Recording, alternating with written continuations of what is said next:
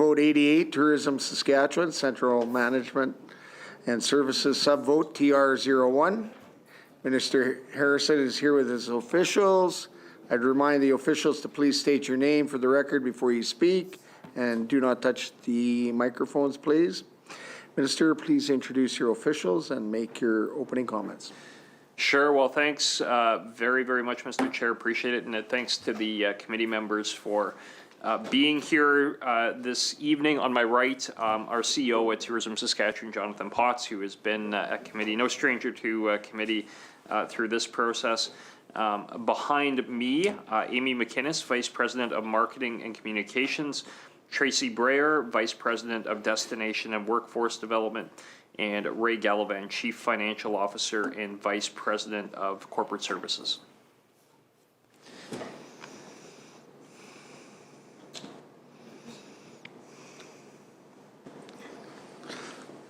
Oh, thank you, Minister. Sorry.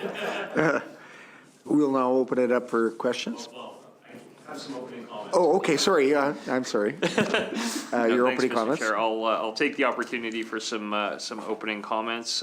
Again, thanks to committee members for being here. This really is a opportune time to talk tourism as we look forward to Saskatchewan Tourism Week, proclaimed April 24th, April 30th. The week brings attention to a sector that contributes substantially to the province's economy and is a major employer. Saskatchewan's tourism sector is experiencing a strong but extended recovery. There is resilience among travelers and pent-up demand for meaningful experiences. Buoyed by domestic travel demand near pre-pandemic levels, domestic travel spending is expected to recover in 2023, a full year earlier than originally forecasted. Statistics Canada figures show that visitor spending reached $1.83 billion in the first 3 quarters of 2022. Based on this amount, the total for the year is estimated at $2.2 billion, in line with spending generated in 2019. Tourism employment is measured at its peak in August of each year, and in 2022, almost 70,000 Saskatchewan residents held full or part-time jobs in tourism, close to the total of 2019. Hotel occupancies across the province surpassed pre-pandemic levels in May and remained elevated throughout the rest of 2022. Saskatchewan's growth plan sets an ambitious goal of a 50% increase in tourist expenditures by 2030, a jump from $2.4 billion to $3.6 billion annually. Tourism Saskatchewan will grow the tourism industry by appealing to new, high-yield visitor markets, enhancing the quality of tourism experiences and services in the province, and strengthening investment in events, business travel, and markets that will yield a high return.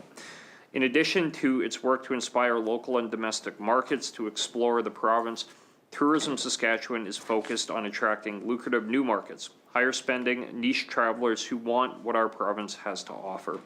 Tourism is a fiercely competitive industry, but Saskatchewan is well positioned to take advantage of the experiences in demand by global travelers, including opportunities to connect with nature, abundant wide open spaces, and unparalleled fishing and hunting experiences. Furthermore, Saskatchewan is a safe destination without the uncertainty and upheaval underway in other parts of the world. Tourism Saskatchewan has refreshed the province's brand pillars and identified themed travel zones for promoting the province.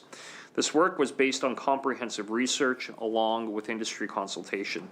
The new look and approach will enable Saskatchewan to stand out from the competition and help travelers understand why our province is a compelling travel choice. Saskatchewan has world-class hunting and angling experiences in demand by high-spending U.S. travelers.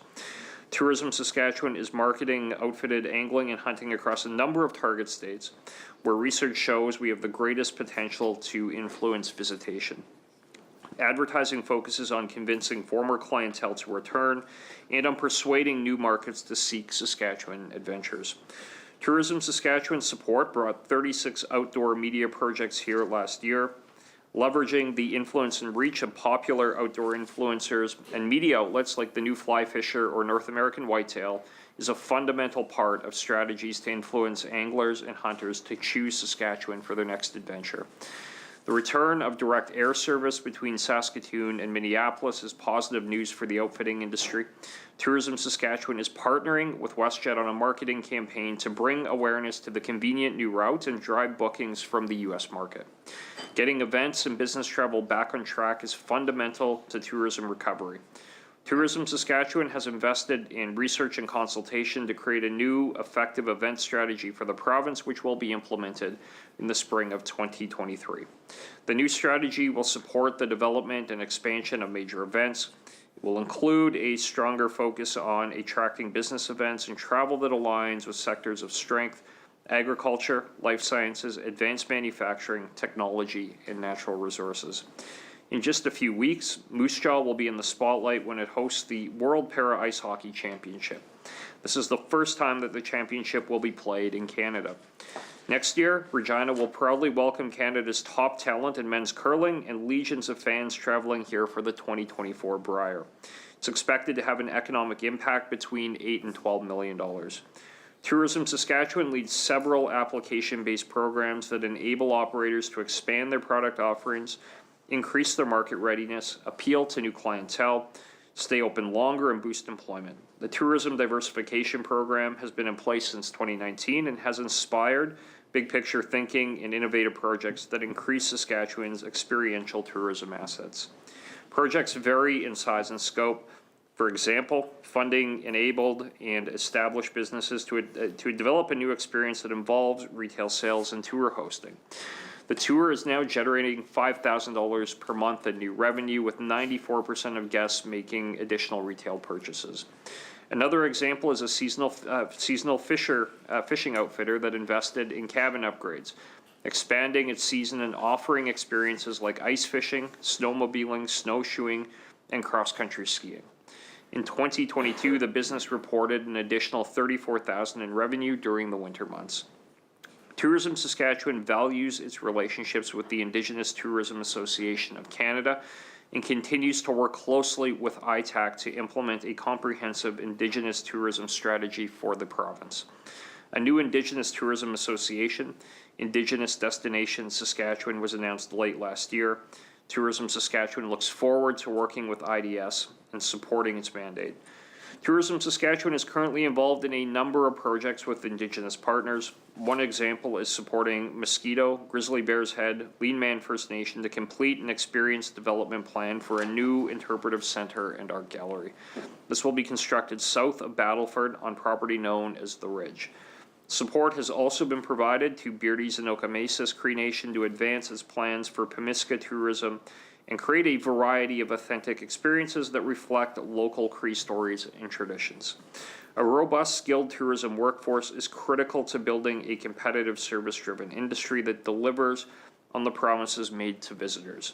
Tourism Saskatchewan leads programs and activities that help businesses recruit and retain staff and help employees build confidence and skills that prepare them for meaningful careers in the industry.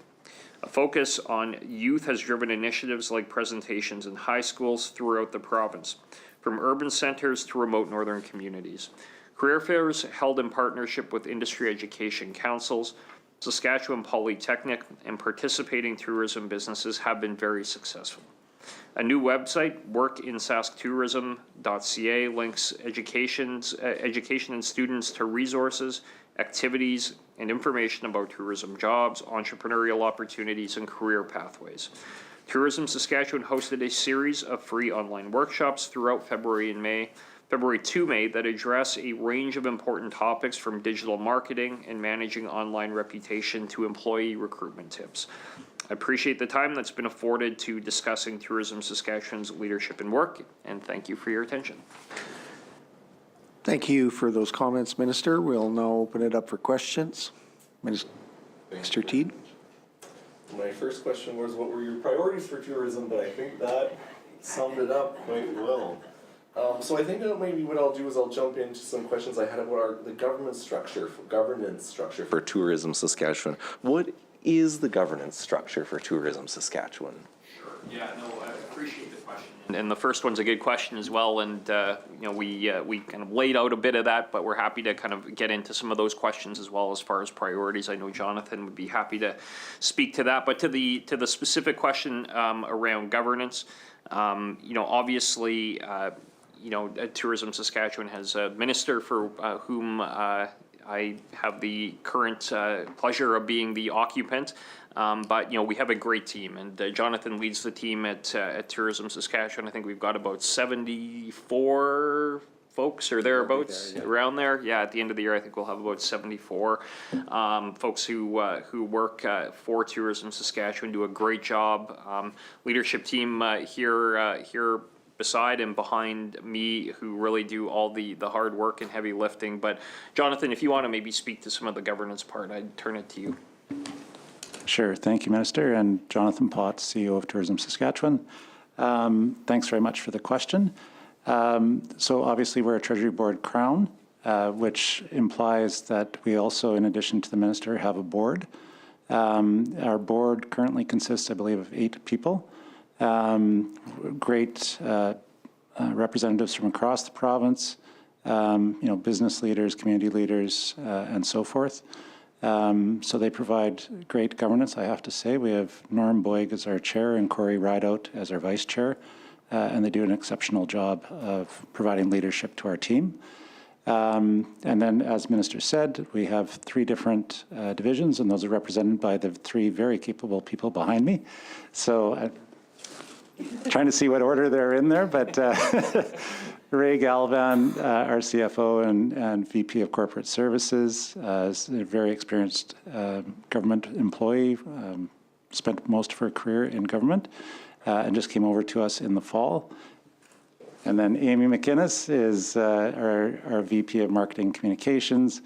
She leads the largest team at Tourism Saskatchewan, which you can imagine marketing is a key focus for us. And is in charge of all marketing activities that we lead around Saskatchewan and around the world. And then Tracy Breyer is in charge of our Destination and Workforce Development team. So they're located in Saskatoon, mostly or primarily in Saskatoon. And that team does a number of different things. So it helps the industry with destination development and planning and all sorts of activities to help individual businesses and communities, better serve travelers, in addition to providing also education and training opportunities for managers and employees throughout the tourism industry across the province. Wonderful. As far as the board goes, how long are the board appointments for Tourism Saskatchewan, and are they renewable? They are renewable. They are three-year terms. I hope I get that right. I know Angela in our office will kill me if I didn't. So they are 3-year terms to a maximum of 3 terms. 3 terms, perfect. Has anyone served longer on those terms? Yes. Yeah, well, maybe I'll, we've actually asked Norm to stay on as our board chair for, I think we call it an overhold, right? But Norm's been our board chair for a very long time, and actually I'd be kind of remiss in my first answer in talking about management structure. I really do want to thank the board for publicly in this forum for the work they do, and really thank Norm as well for staying on as the chair at tourism for a little bit past where I think at one point he expected to be staying for. So I want to acknowledge that and say thank you to those folks. Is there a remuneration for those board members? There's a small remuneration. I wouldn't be able to tell you the number today, but it's a small remuneration. Yums or travel? Yes, absolutely. Have there been any recent changes to that board? Most recently, Trent Fraser was appointed to the board. That was in 2022, and that's the most recent change. Governance structure changes at all we've seen, or? No. Wonderful. What is the money transfer from the province expected to cover, and could you provide funding for the past 5 years? We may or may not have the last 5 years of allocations. I'm not sure. We'll take a look at that, and if we don't have it, though, I'd give you an undertaking that we would table that GRF allocation. This year we're just a little over $20 million, I believe, is our GRF allocation. Obviously that covers the salaries and other expenses that are incurred by the agency or corporation as we operate and fulfill the mandate that we have. Kind of all facets, I guess, in that regard. But Jonathan, maybe if you wish to add any additional detail, feel free. Sure. So, and thank you, Minister. So first off, yes, the budget is just over 20 million this year. That includes 550,000 that will be heading for the Briar in 2024, which we're very excited about, as the Minister stated. It does cover off the three sort of pillars that I mentioned. So our corporate services team, which includes, obviously accounting, finance, but also our e-business team, which is our digital team, which is a very important piece in tourism these days and in marketing activities and so forth. It includes our research division. It also includes our information collection division. So that's a small team that keeps in touch with industry members across the province. We have an industry of over 3,000 businesses, communities, and groups. So they keep in contact with each and every one of those every year. And that rounds out that area. In marketing communications, obviously there's the communications piece. Marketing includes everything from the obvious advertising to things like travel media that the Minister mentioned, travel trade, so working overseas with trade representatives from around the world to help bring people to Saskatchewan, social media, and so forth. We have our events and partnership team, and that team is responsible for supporting and helping to fund community events, but also to support major events that come to the province. And I'm going to forget something here, but I'll just skip over to Tracy's team for now. In our destination workforce development team, there's our destination development team does industry development activities. So as mentioned, they provide funding programs and other training programs to help industry better plan and coordinate and prepare themselves for the markets of interest that we want to serve. Our workforce development team is very busy. One of the key challenges across many industries these days, but certainly in the tourism industry, is attracting and maintaining a workforce. So they're very busy at training different groups across the province, different types of individuals, training businesses, like I said before, and trying to maintain a robust workforce for the industry. Yes, as far as workforce goes, are these seasonal? Is it kind of that people come in during different times of the year and then you don't see them come back? Is that kind of the... So, we really strive to promote tourism as a career. Certainly, there are seasonal employees, and obviously they're critical to the industry in peak months like summer. But perhaps more importantly, or just as importantly, are longer-term employees, and like I say, that career development. So, Tracy's team has done a great job recently of going out to high schools, for example, and attracting them in, bringing in a variety of speakers. Here in Regina, we had our former Saskatchewander, Felipe Gomez, who the kids loved, and a couple of representatives from industry here speak to probably about 80 to 100 high school students. Talk to them about different career opportunities. So from the traditional to non-traditional, so things like being an influencer like Felipe has done and is doing.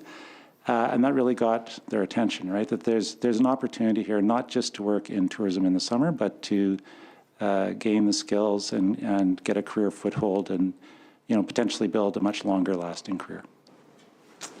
Sounds like a fantastic program. I think, sometimes the challenge I know I found is that sometimes you don't even really know about those career opportunities, as a high school kid, that you didn't know that you could have a a life career in tourism. One of the pillars you mentioned was the destination. Is that work with the destination marketing organizations that are throughout the province? Yes, we do work with destination organizations across the province. And I know I had some questions about destination kind of later on, but maybe I'll just quickly jump. So what kind of support do you offer the destination organizations here in the province? Sure. Sorry, just 1 second. Yeah.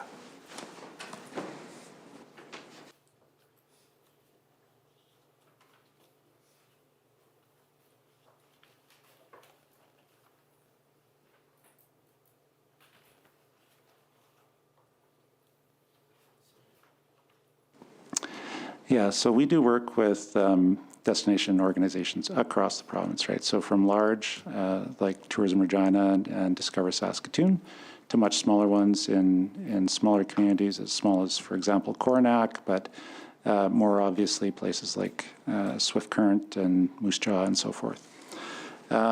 We primarily provide support to, as we call them, DMOs, or destination marketing or destination management organizations, through 2 programs. Our Marketing and Events Partnership Program, which I'll probably just use the acronym for, which is MEP, and our Destination Development Funding Program. So one on the marketing side, one on the development side. In 2022-23, we provided $140,000 in support to DMOs and CMOs, city marketing organizations, through our MEP program, through our marketing program. We provide other support. So, for example, the town of Maple Creek, being sort of the gateway to the province on the west, there's a visitor center that we support on the west side of the province. And they do a great job of really using that to attract people to Maple Creek and the Cypress Hills and communities in that area. We also do a lot of work, and Amy's team does a lot of work providing hosting travel writers and travel media to visit cities and write about their experiences.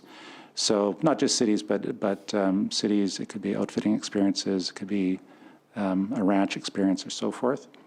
And so that ends up in media across Canada, across North America, and around the world. I should be clear, we don't provide any direct funding for operational support. So that's something we're pretty clear on with every destination organization, because that's something that was done in the past, and frankly leads to a lot of organizations and not a lot of marketing dollars or development dollars, and isn't a particularly effective use of the dollars. And then we also obviously provide support to Regina and Saskatoon, but I'll leave that for now. You know, it kind of answers the one question I had was, it seemed like there's quite a diverse funding model for different DMOs across the province, and has there ever been thought about unifying that across the province, or do you find that the current model works better as that you're seeing these organizations having to, go use their dollars efficiently, or earn the dollars that they're making? I know some have hotel levies and some come from different. Go ahead, start. Yeah, I'll maybe kind of just by way of introduction, make a bit of an intro, and then Jonathan can speak to it. A valid observation, absolutely. Really, we do not get. We're not playing a prescriptive role with DMOs about how they go about their business. I mean, they're very much independent organizations. So, we do provide support, as Jonathan well pointed out, for project-based or application-based supports on different things, and we're happy to be partners in a lot of those. But as for the organization of the destination marketing organizations, that really is up to that organization, its board, and oversight structure, without us providing any prescriptive direction on it. But Yeah, thank you, Minister. That's absolutely right. And I would just maybe add that, it's certainly a discussion not just within Saskatchewan, but around the country. And we meet with my counterparts around North America and around the world, what's the best way to fund and support those organizations. Typically, it is something done at a local level, or primarily done at a local level. I will hop back to some of the questions I had about the transfers, but One questions I had was, what are the revenue streams? So, of course, there's the general revenue fund. What are the like other grants and contributions? There are sales and products, partnership revenue. Where does that revenue come from? Or can you give us maybe a little more elaborate on those specific line items? Sure. Yeah, that's a great question. So we do receive some federal dollars from, for example, Prairie Scan. We've partnered with them on 2 or 3 projects in the last few years. We have a project going forward this year where we'll be putting $850,000 towards the development of content assets for business events in Regina and Saskatoon. So really, building up the content that those 2 cities can use to attract business events to their communities, and then those events, where we look to align with Saskatchewan's key sectors of strength primarily, and work with the trade offices that the minister is responsible for around the world, and we'll be hiring a lead generator in Europe, in German-speaking Europe and the UK, to assist Regina and Saskatoon with some of that. So that's that. I blended a little bit there, but the content assets really is part of what the funding that we receive from from Prairies Canada. We also receive funding from Destination Canada, which is our federal partner. So we have a partnered program that we do with Travel Manitoba and Destination Canada. It's an angling program, and we have, because Saskatchewan and Manitoba have very similar fishing product, outfitted angling product, we consider each other co-opetition, if you will, that we're happy to work together to build Canada's reputation as the best freshwater fishing in North America. And then we go out and compete against each other to bring those people and they're Americans, to our provinces. So we receive $250,000 in support Saskatchewan does for that program. Works really, really well. We also have revenue streams tied to, in Tracy's area, training programs. So while we offer some training programs for free, others we do offer for a fee and generate a small amount of revenue from them, for example. Fantastic. Can you provide a 5-year history of expenses as laid out in your business plan?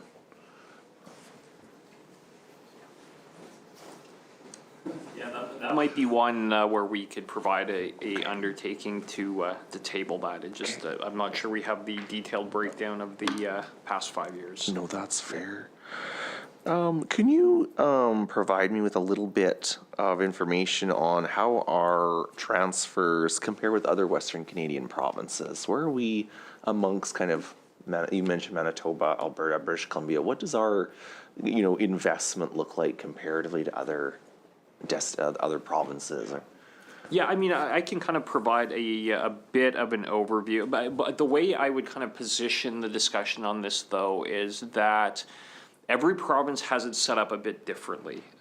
So it's hard to have a apples to apples comparison on this, and the reason being that functions that will be fulfilled by a tourism organization in Alberta, for example, might be filled by a line ministry here, or that we might perform at tourism would be performed by a line ministry in Manitoba.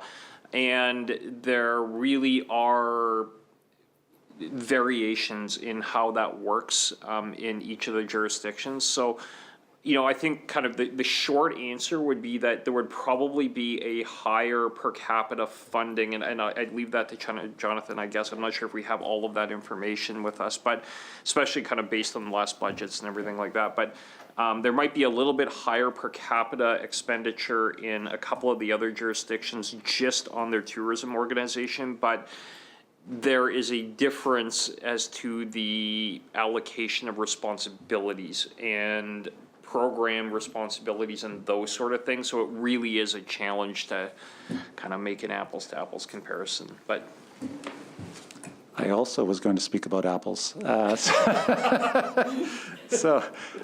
I appreciate the question. Yeah, for sure. It's whatever your favorite is. It's a fair question. To the minister's point, I think When I talk to my counterparts from other provinces, obviously the investment in Alberta and BC is higher in gross terms than in Saskatchewan. Per capita, I think it's actually probably quite close in Alberta. I'm not sure about BC. Manitoba, and I talk to my counterpart there quite often. He tells me often that they are the lowest funded provincial marketing organization in the country. So, but to the minister's point, our mandates are all a little different.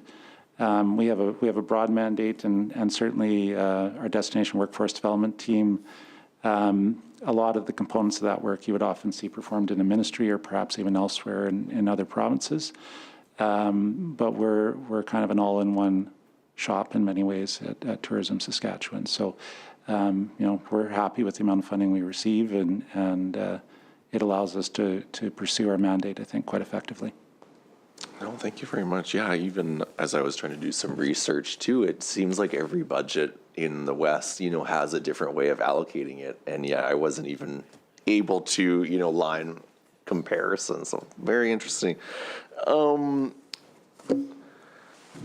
going to jump into a little bit of a different questions.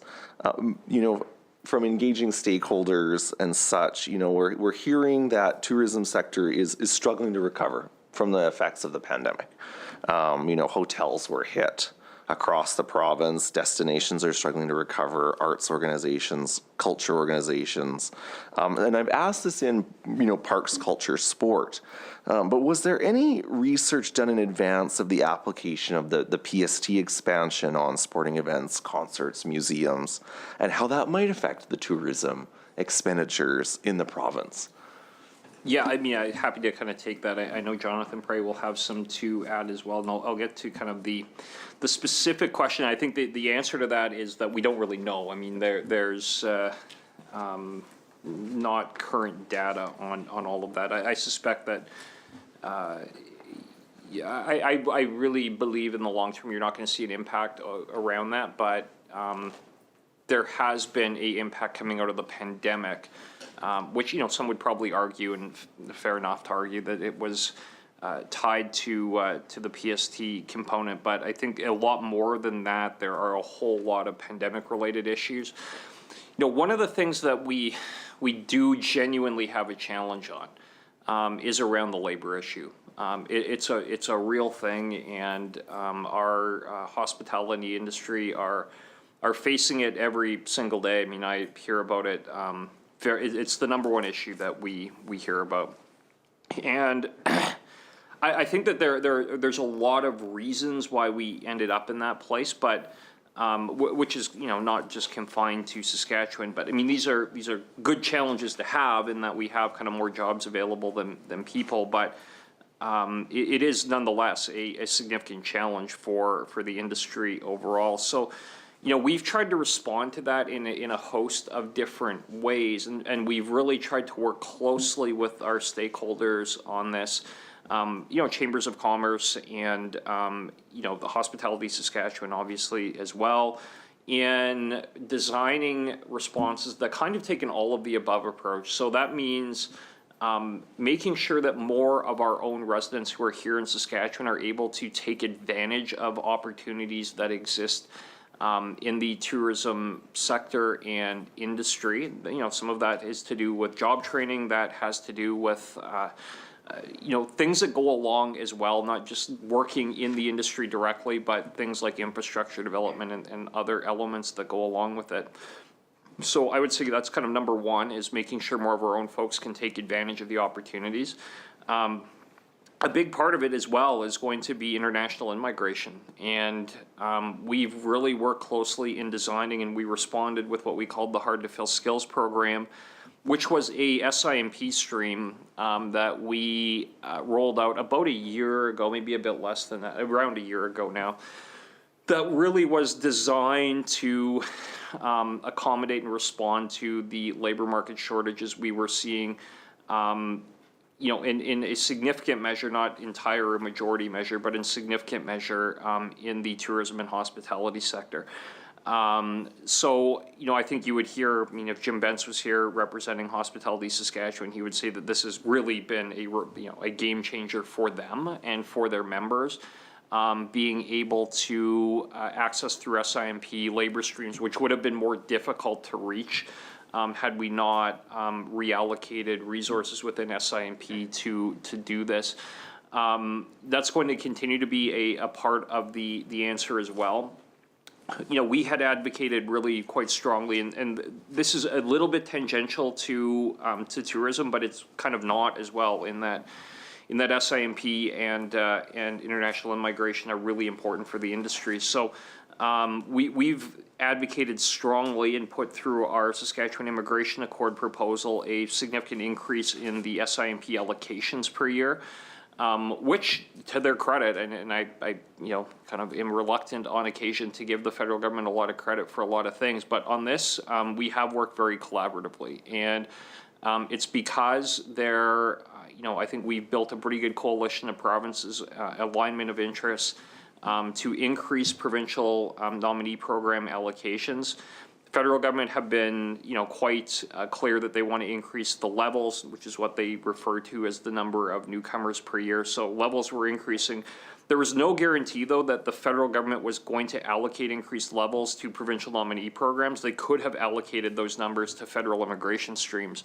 But, united, the provinces made a very compelling case as to why our PMPs were better positioned to respond to labor market challenges in our own jurisdictions. So that was ultimately an argument that was accepted by the federal government, and the result of that is our provincial nominee program, now sitting at 6,000 per year, is going to be increasing to, 7,500 this year. So very substantial increase over the course of just this year alone, and then to 8,000 next year and to 8,500 the year after. So that will mean, in practice, nearly 20,000 newcomers per year through our provincial nominee program. So that was one component of what we had put forward in the Immigration Accord that, really in large measure has been realized. Other elements had to do with duplication of assessments, and we've been clear that we really believe, and we could literally tomorrow take over the entire selection side on the economic migration streams. Not every province is in the exact same position as we are, simply because our international immigration is very, very largely composed of our PMPs. So we actually could take over selection tomorrow on all of the economic migration into the province. So what the federal government have responded with really has given us sole authority over settlement outcome selection determination, which is a big part of what we had asked for. It's going to speed things up considerably. We do this much more efficiently than the federal government. And I think other provinces would say through their provincial nominee programs, they do this much more efficiently as well than the government of Canada. So that is another big component of what we had asked for. I mean, the other parts of the Immigration Accord aren't entirely relevant to what we're talking about here, so I won't get into them. But on these two elements of addressing the labor shortage, international immigration is a significant part of it. I think Jonathan had talked a little bit about some of the education stuff we're doing, but I will turn it over to Jonathan maybe to speak about that a little bit more. But this really is a multi-pronged approach to dealing with what is, probably the biggest challenge that the industry has, which is around labor. But Jonathan, if you want to speak to kind of the training elements of what we are doing, that would probably be relevant. Great, yeah, and thank you, Minister. Yeah, we're really proud of the industry training that we do. We've done it for a very long time, since Tourism Saskatchewan was incorporated, and that makes us quite unique amongst the provincial marketing organizations across the country. So in 2022-23, we had 12,240 people across the province take part in our training programs. So that ranges from Service Best customer service training, to the Serve It Right program, which is for the responsible service of alcohol, and a number of other things in between. We have a series of webinars happening right now, and I think I touched on those, or I touched on some, but I'll talk a little bit more about. We have digital marketing, online reputation management, hiring for diversity, handling difficult conversations, all sorts of programs intended to help managers and management deal with different situations that they face. Registrations for those are over 500. This was the first time offering some of these programs and just blew it out of the water. There's a real demand, kind of to the minister's point. What we're seeing a lot of demand for right now is upskilling, reskilling,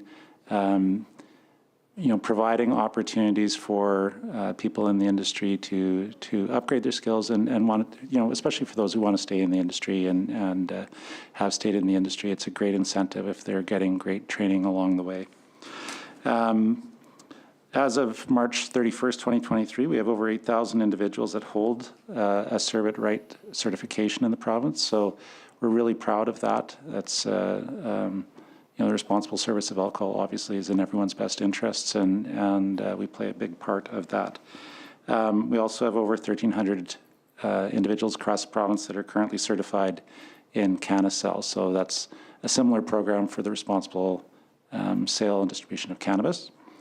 The workforce development strategy that we do have is being updated in the current fiscal year, so we're excited to refresh that. And because of the obvious challenges that the industry went through during the pandemic, and the minister touched on things like immigration and so forth, it's a very dynamic environment right now in attracting, retaining, training a workforce. So we felt it's time to refresh our strategy on that front. And one program that I am particularly fond of, and I'd be remiss if I didn't just draw a little bit of attention to, is our Ready to Work program. So that's been offered, I want to say for time immemorial, Tracy, but for as long as I've been in the tourism industry here, which is over 2 decades. It's a program that equips participants with skills, knowledge, attitudes, and experience required to work in long-term stable employment. So often they're people who haven't had the opportunity to work, frankly, in a stable environment for any length of time. So 80% of participants identify as Indigenous. Many are in northern Saskatchewan, many are in remote communities.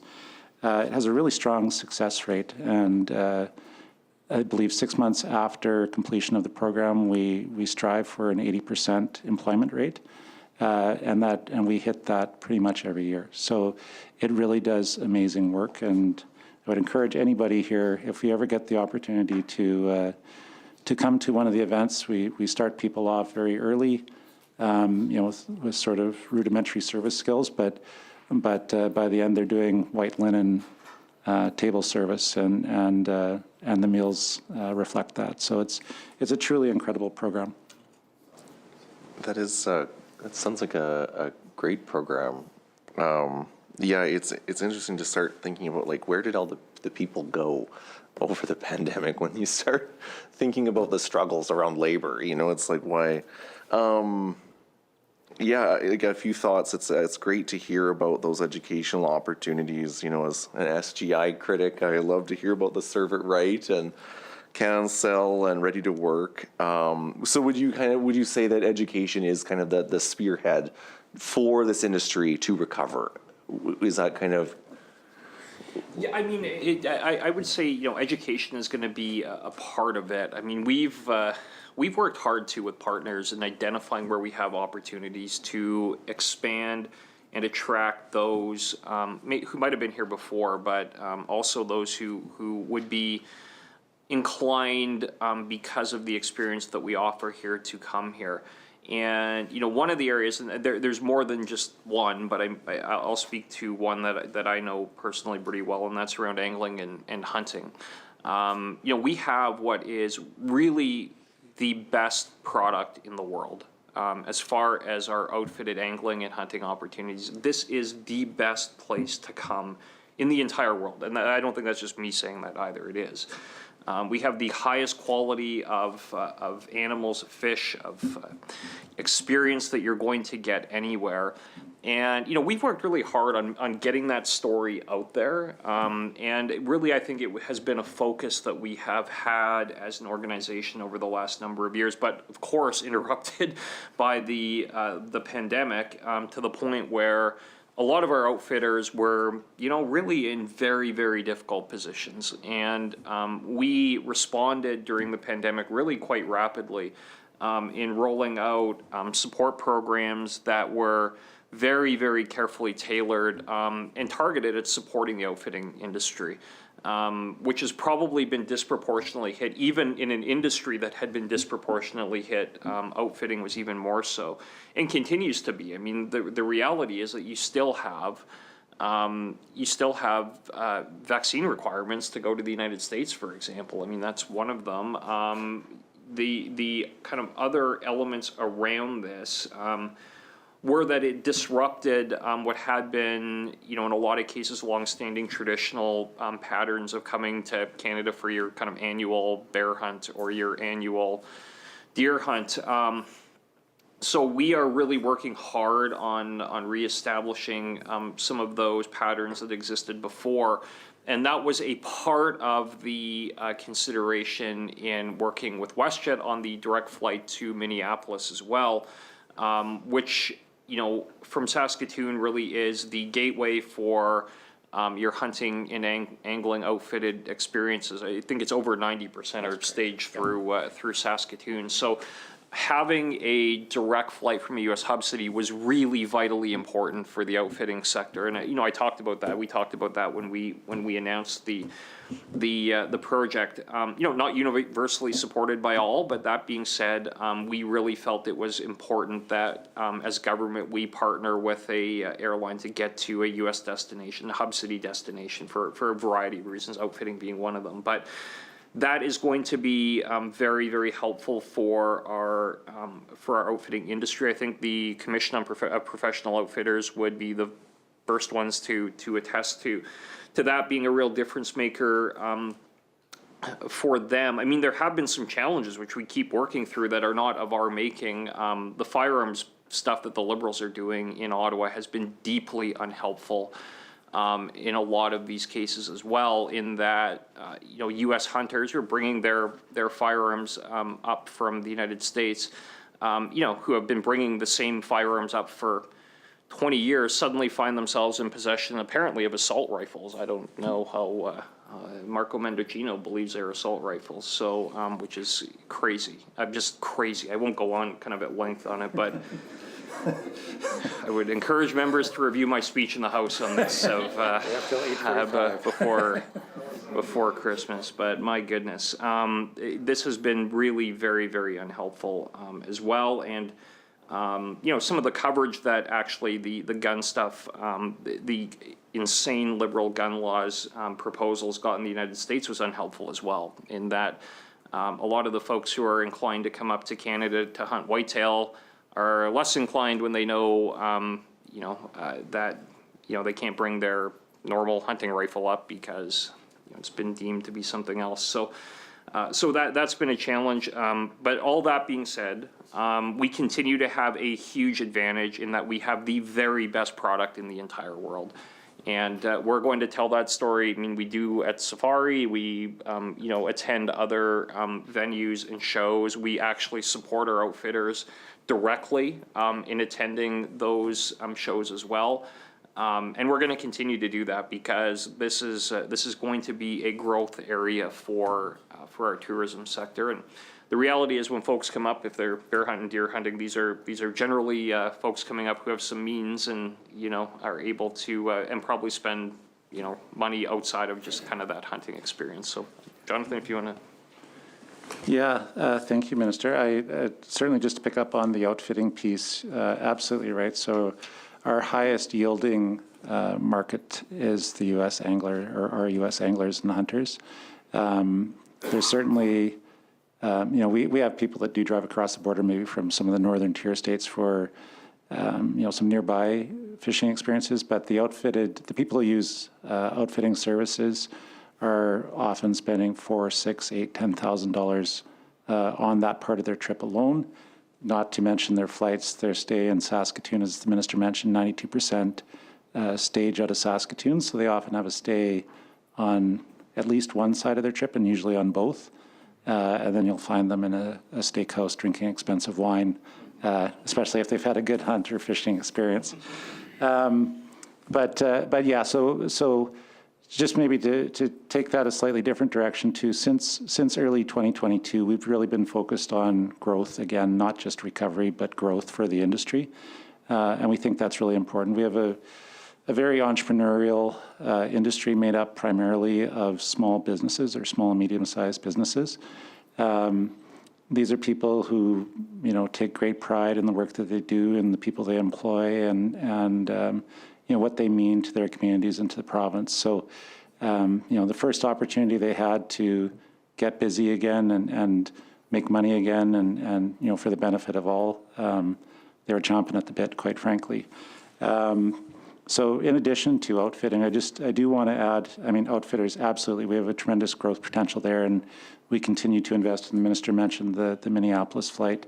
We're investing to support that, certainly in the U.S., and make our American clientele and a potential American clientele aware of the fact that they can get here in one flight, perhaps two flights if they fly through Minneapolis from somewhere else, and go have the best fishing of their life or hunting.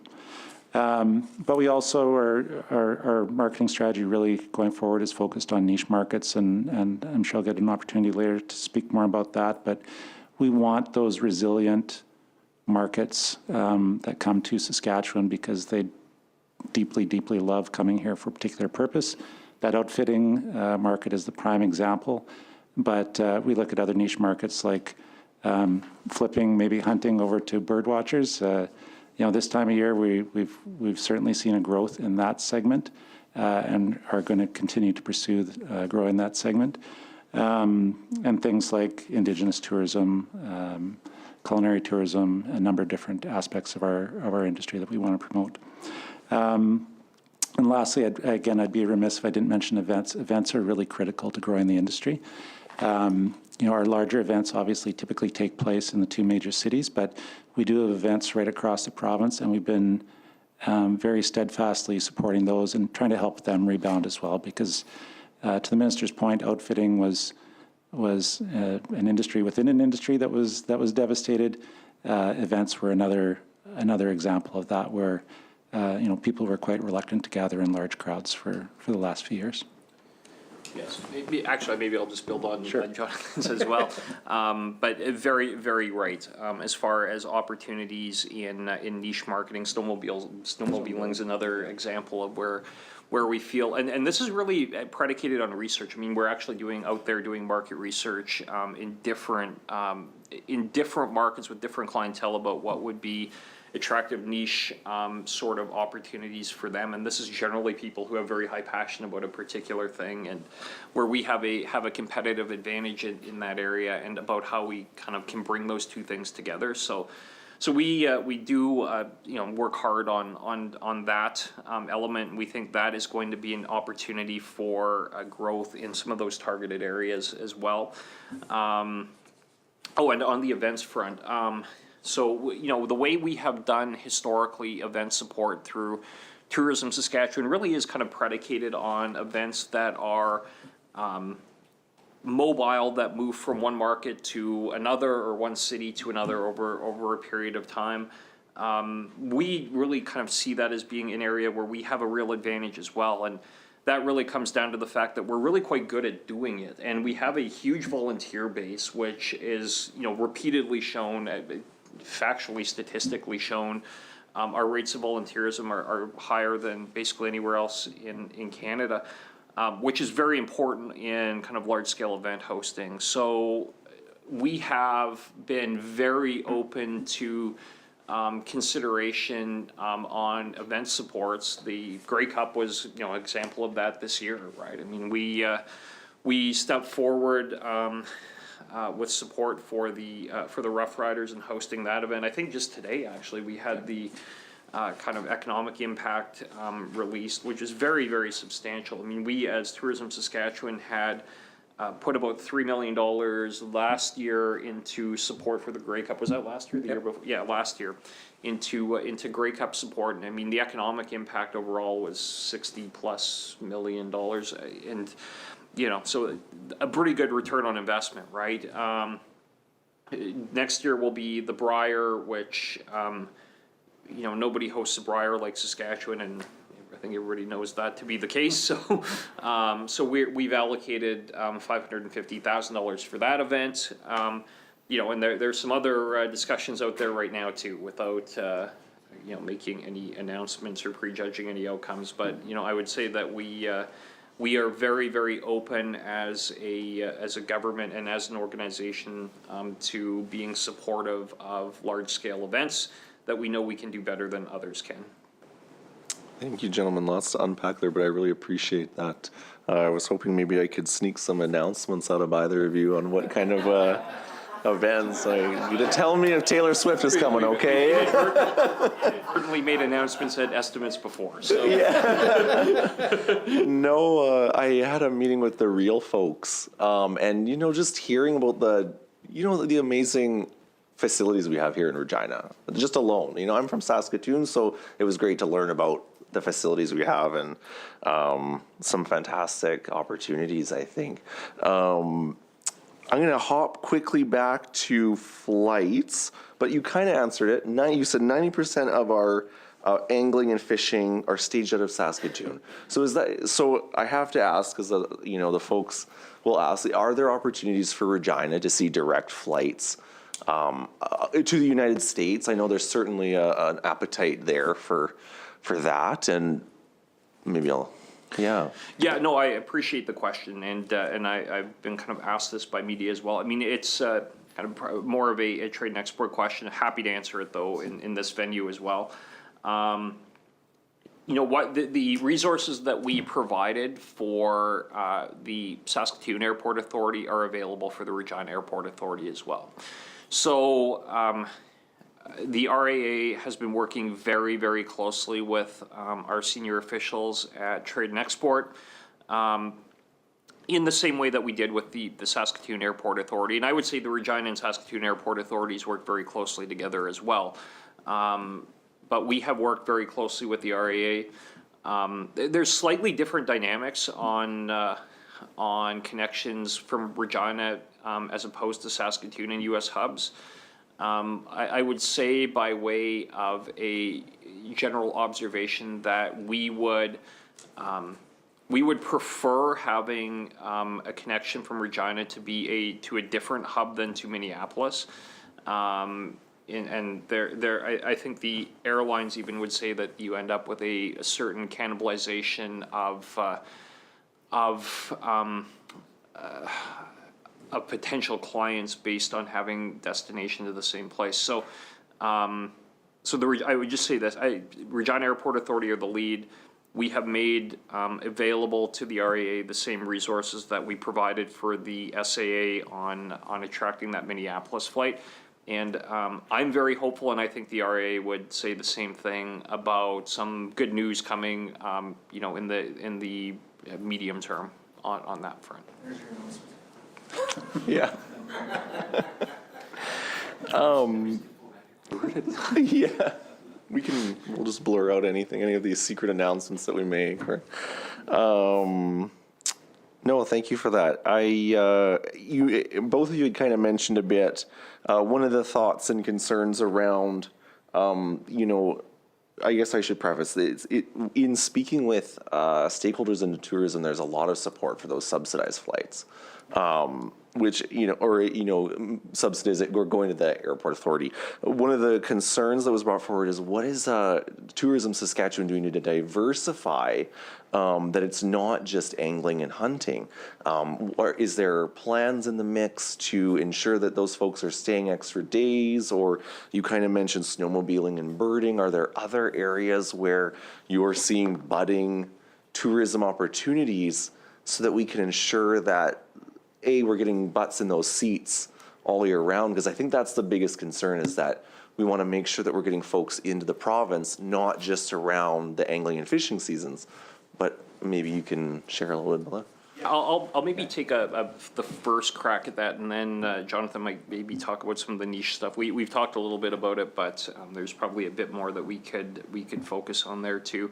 Not just about hunting and angling by any stretch. That's one area I emphasize personally because it's an area I have a high degree of interest in, some degree of knowledge. Probably could have more, but that being said, I mean it's not just about that. Just want to be clear too on the, some have characterized the minimum revenue guarantee as basically a check that we're writing to the airlines. That is not what it is. What it is providing a guaranteed minimum revenue based on what the expectation is on the flight return. So if the flight is full all year round, like the government would be paying zero, right? It's based on a minimum return on the route. So, our interest as well is served by having that flight full year round, and we're actually working with WestJet on some of the marketing parts of the Minneapolis flight as well. So we are not just kind of giving a check to WestJet, and I fully expect that the $2.2 million, which is allocated under the MRG, that there's going to be nowhere near that much that will be provided at the end of the day. But that being said, we are prepared and have budgeted for the full $2.2 million, and made a policy decision that this was something that we needed to do as a province, and having direct connections to U.S. hub cities. And I knew that was going to be controversial. I think government had our eyes wide open that there was going to be controversy from some angles on that, but we really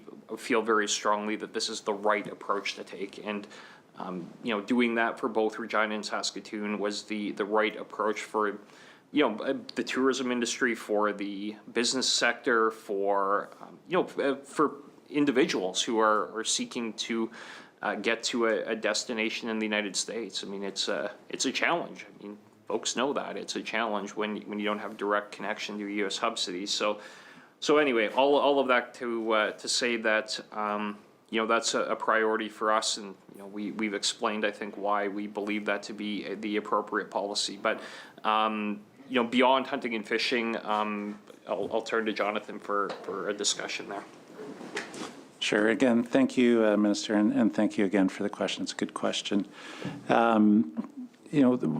We are in Saskatchewan. We're very clear-minded at Tourism Saskatchewan about who we are as a province and what we have to offer, and what we do particularly well vis-a-vis other destinations, and what we offer as well, or sometimes even not as well as other destinations. So. I think all the way back to my university years in Saskatoon, I had a professor named Professor Bone in human geography that talked about the law of human retail gravitation. And essentially that is, if you're offering a similar experience or a similar opportunity in a city of 1 million people, or you're offering that experience in a city of 300,000 or 250,000, the larger center is going to have a greater gravity, right, and draw people from further away. So we want to be clear in Saskatchewan that we're not trying to compete on the general leisure traveler. That's why we are pursuing a niche market to get to that $3.6 billion target that the minister identified earlier. So when we talk about niches, we're just really talking about specialized segments of like-minded people who are really passionate about the activities they're in. And that's why, we love using that hunting and fishing example, because that market symbolizes that. But we have identified through research, and I'd emphasize through research, that everything we do is really well research driven. But we are after niche markets that they want better in-destination experiences, something they can't get somewhere else. They will, when you're talking about air access to Regina, for example, if we can offer an experience here, I'll touch on some of those markets in a moment, but in astrotourism, so looking at night skies, or looking at storm chasing has become a big activity in recent years. Different things to do with our skies in Saskatchewan. Those are those are people who will travel and will travel passionately, and they don't care about the barriers in their way to get here. So they will spend more money, much like those anglers and hunters do. They do reach across geographic markets, so it's not limited to looking next door in a neighboring province or state. They may come from a long way away, and the further they travel, typically the more they spend. They're typically educated consumers who value, in one way or another, nature, culture, that kind of thing. So you're talking about extending stays. So these are people who want to get to know the destination they're visiting. They're not coming for an amusement ride. They're coming for to get to know the people that they're visiting, to get to know the culture of the people that they're visiting, or to get to know the landscape or the animals that are endemic there. And it's a great opportunity for us to disperse travel across the province. We're not overrun with tourists, and I mean that in the best possible way. We're a large province. But we do have the opportunity through a niche strategy to get people to different parts of the province. So just to go over the list when we're talking niche marketing strategy, what we're looking at right now, birding, as I mentioned before. Minister mentioned snowmobiling. We've got a great experiential offering, for example, in East Central Saskatchewan called 1,000 Miles of Snow. And we're working with local communities in that area to really promote and develop their snowmobiling trails that interconnect and, again, are over 1,000 miles of trails. So the kind of experience that can turn into a multi-day experience and really be, for someone who's passionate about that activity, a great destination. Nature-based wellness, we've seen a huge growth in that, and I can provide lots of examples about that. Astrotourism, like I mentioned. So, everything that, again, is night skies. If you've ever gone down to the East Block of Grasslands National Park during, for example, the Pursued meteor shower in August, the place is full of out-of-province license plates from Canada and the U.S., people with multi-thousand-dollar microscopes and computer equipment capturing the meteor show, because it's one of the best places on Earth in a dark sky preserve to see that. In addition to that, in addition to angling and hunting, Indigenous tourism, like I mentioned, and that's a real growth opportunity for us, and the culinary and agritourism, so which often interconnect, obviously, in a place like Saskatchewan. I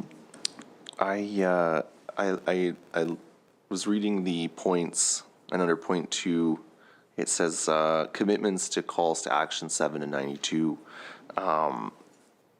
Alongside, and maybe I hopping to, back maybe to a bit of the angling and hunting, is there an opportunity for sustainability in those areas and an ability to continue on a reconciliation journey? And through that, is there are there challenges in that area, or are there maybe another question, you hear a lot about the freshwater, and maybe this actually might be diving way too much outside of the, so you can tell me if I'm going way too far out, but is there an opportunity for tourism to engage a sustainability role in the province? We see the advertisement, Sustainable Saskatchewan. Is there opportunities there to engage? Yeah, I think that really kind of underpins a lot of what we are doing, whether that be in the niche area, whether that be in the existing area, whether that be in our Indigenous tourism strategy. I think a lot of that, really kind of the condition precedent to a lot of that is the sustainability of what we do here, and the fact that it really is timeless, and it is going to be timeless. A lot of what experiences people are going to be able to avail themselves of. So, I think, really it's a central part of who we are and what we do. And, whether, we're advertising, some of those elements in kind of the economic context, and I think members will have seen that at different airports and that sort of thing around the country. But really, that's a big part of our value proposition in a tourism context as well. So, I think it's a very valid observation and question, though. So, I'm sure, Jonathan, if you want to. Sure. Yeah, and great question. All of the niche markets I identified are built around being sustainable, including hunting and angling. Quite frankly, our Ministry of Environment does a great job of managing the resource there. Obviously, hunting is a little more consumptive than angling. You don't get to put the bird back in the air, but you know.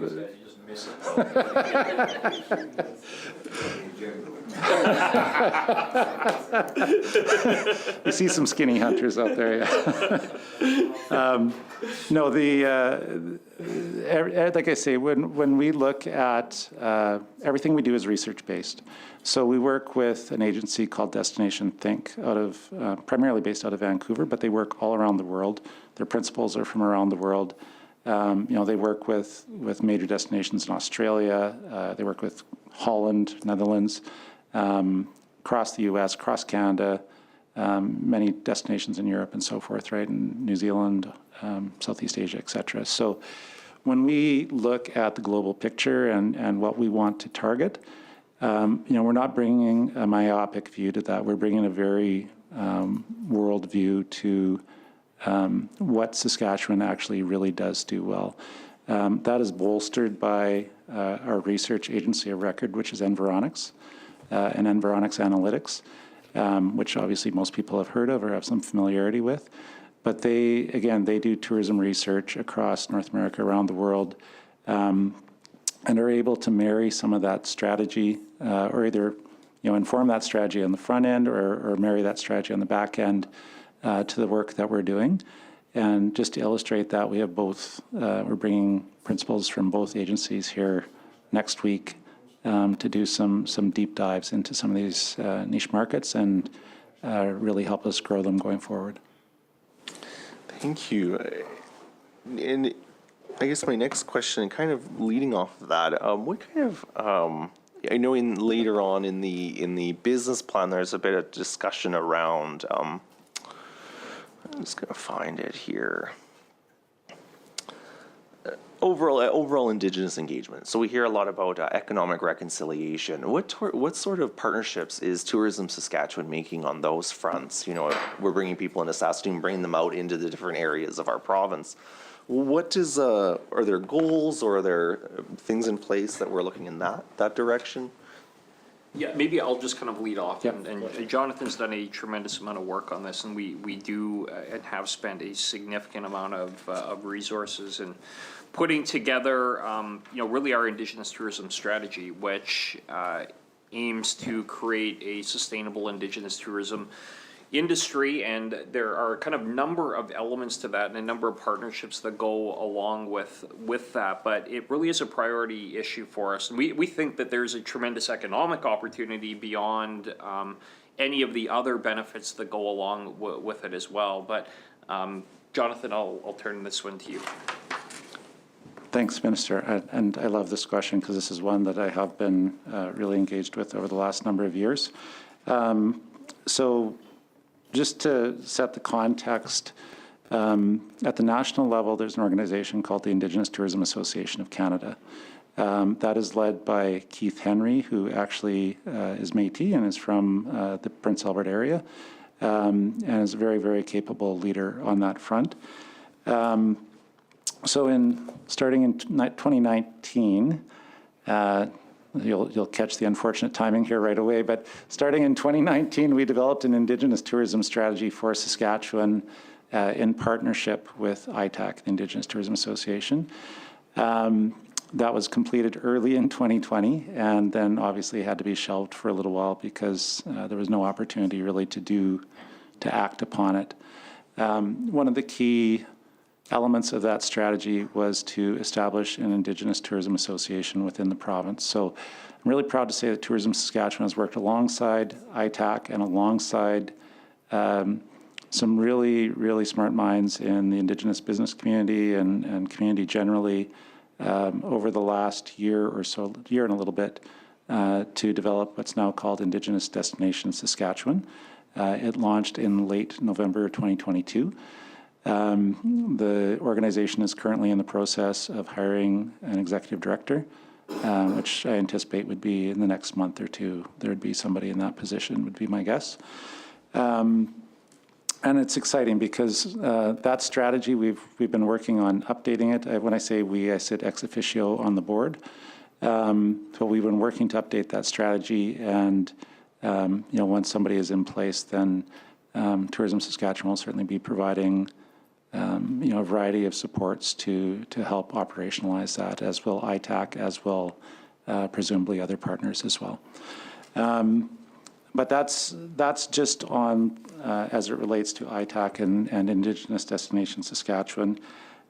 We do a ton of work in the Indigenous community, and I do just want to flesh that out a little bit. So we're very engaged. We just had 4 people at the International Indigenous Tourism Conference in Winnipeg just a few weeks ago.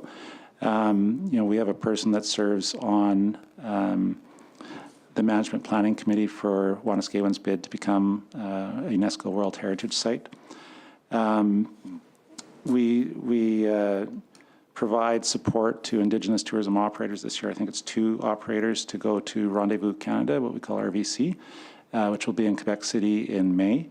That's the largest international travel trade show in the country by far. And so we always make sure that we have a strong Indigenous presence there. And in fact, last year, we sponsored the breakfast, a morning breakfast, where we got to present Saskatchewan to the world, if you will, and we featured and focused on Wanuskewin, and Arlene Brander, who you know is the CEO there, did an amazing job of presenting what Wanuskewin is all about. So, it's really critical to us that we develop Indigenous tourism. Just in terms of content development, I can give you some great examples too. So in addition to Wanuskewin, we work with Beardy's Nokomasis on some work with their Pemiska tourism there, back to Batoche, Cree North Adventures and Flying Dust First Nation in the Meadow Lake area, Dakota Dunes Resort, which obviously is one of the best new attractions to come on board in the province in the last number of years. The First Nations, University of Canada Spring Powwow, and we just put out a piece of content on that last weekend, and it went borderline viral, I would say. I want to 700,000 views, 17,000 engagement. Okay, so sorry, just fact checking myself there, but last time I checked, it was over 700,000 views, over 17,000 engagements, likes, shares, comments, etc. And really went across North America and beyond, which was fantastic. Onion Lake Powwow, if you know Patrick Mitswing, or if you've ever heard of him, he is an influencer in the Indigenous community, again from the Meadow Lake area. And Minister, I don't know if you know him personally or not. Yeah, so he runs what's called Powwow Times, which is an Indigenous tourism website, and has over 1 million followers on his Facebook page. So we work closely with him as well. He's a great guy. Kanasiak Culture Camps, and I always hope I say it right for Kevin Lewis, but up at near Island Lake. And I'm ashamed that I can never pronounce the First Nation quite right, so I'll just say it, Island Lake. And one I do want to highlight is Uskie Holistic. So that's up in the Cumberland Delta. For anybody that's ever been up there, you probably run into a person named Carrier, or one of the Carriers. But Michaela Carrier is a young Indigenous woman. When I say young, I believe she's still under 30. Really accomplished. She does provide what, when I talked about sort of that well-being and nature niche, she provides experiences where people live off the land for a week, or learn how to live off the land for a week or two. If you've ever been to the Cumberland Delta, it is a mind-bending maze of ribbons of the Saskatchewan River and forests, and I would be lost in 2 minutes if I were turned loose there. She guides people through there and provides just exceptional experiences. She's providing birding tours now that are selling out this spring, and so on and so forth. So just really incredible stuff happening there. We also, we've partnered with the Indigenous Tourism Association of Canada again, and Destination Canada on doing an Indigenous travel familiarization tour. We partnered with Discover Saskatoon on that as well. I could go on and on, but really proud of the work we're doing there. In terms of goals, they're embedded in that strategy. I'm not going to speak to the goals per se right now, just because we're in the process of refreshing some of those, like I say, as we get the new executive director on board. But suffice to say, there's a very robust group of people and a very robust strategy and a lot of excitement around the Indigenous tourism industry in Saskatchewan right now. You mentioned a Wanaskew and Heritage Site. Are there any dollars designated to that UNESCO Heritage application in Tourism Saskatchewan, or does that sit anywhere else? Or No, we don't. Tourism Saskatchewan is not set up to provide funding for that type of application. We support them in a number of different ways, and we work with them. There are elements of that application where they need a partner like us to work with them on things like content development and marketing and so on. We fulfill those parts of that application, but we don't provide the funding, no. no, that's very good to hear. I'm going to jump back because I made a note, and maybe jump back to our Saskatchewan Immigrant Nominee Program. Are there any numbers about how many are hospitality applications?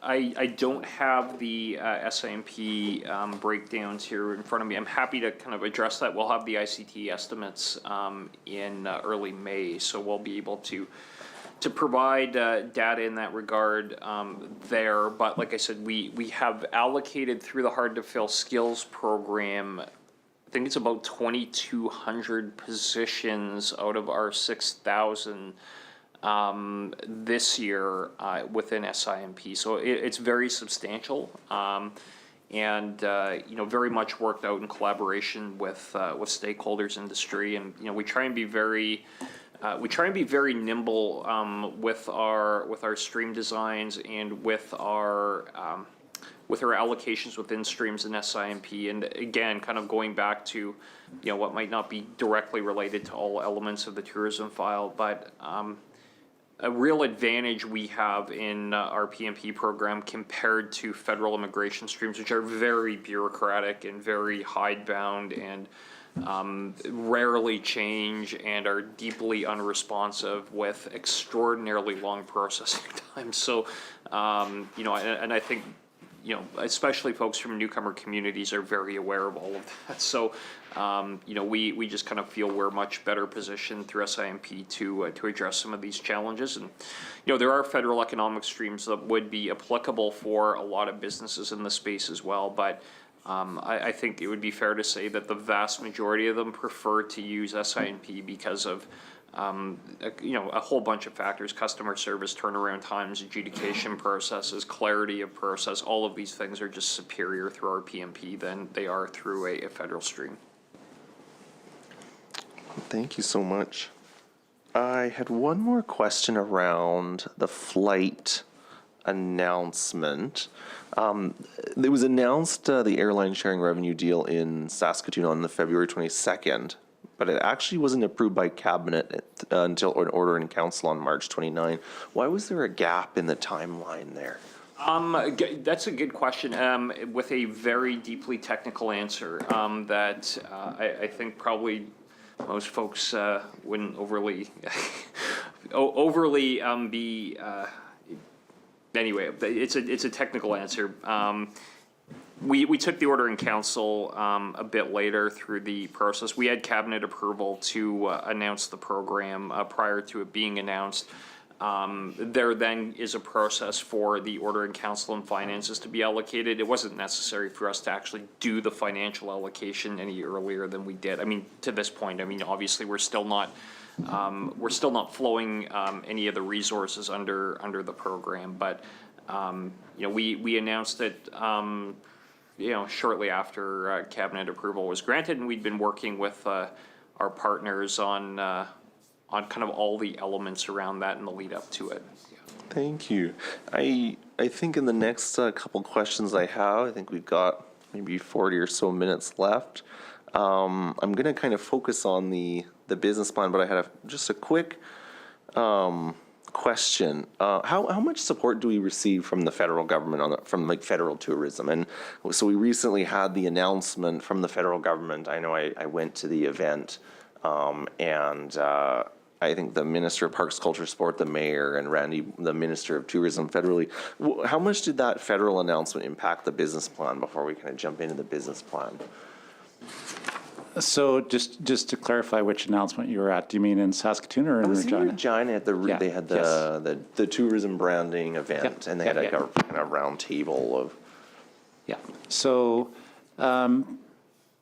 to the extent it affected our business plan, I think it enhanced our business plan. It wasn't our business plan, or no components of our business plan were contingent necessarily upon it, but it certainly enhanced our ability to do some of those things. And I mentioned some of the content development, for example, tied to business events for Regina and Saskatoon. That's a key example of what we're able to do to a much larger extent as a result of that funding. So, you know, we do receive federal funding through different streams. So I mentioned Destination Canada, which is, you know, very akin to what we do, our federal partner. Prairies Can, you know, has proven to be a good partner over the last few years, and we do receive funding also for some of our training and education programs, primarily training programs, out of our Saskatoon office as we work in, like I say, in different communities and try to bring people into the workforce. Wonderful. So I'm going to kind of jump into some questions I had about the Tourism Saskatchewan business plan. But first off, I just said, like, this is a great document. I know as I was reviewing through it, I felt like there must have been a lot of work gone into it because it's very wholesome, or very fulsome, I mean, and have to thank the ministry and anyone who's involved in producing it. I went through some of the goals, I had some questions in regards to some of the baseline numbers. And so the first one was goal 1. And the goal says that by 2030, we want to see a 50% increase. Now it looks at that through a dollar figure.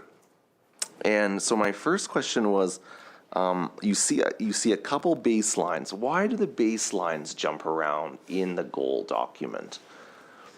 Yeah, fair question. And first of all, I just want to acknowledge what you said too. We do have some great people on our team working on this, not just the 3 very smart women behind me, but a lot of great people watching right now with nothing better to do on a Tuesday night.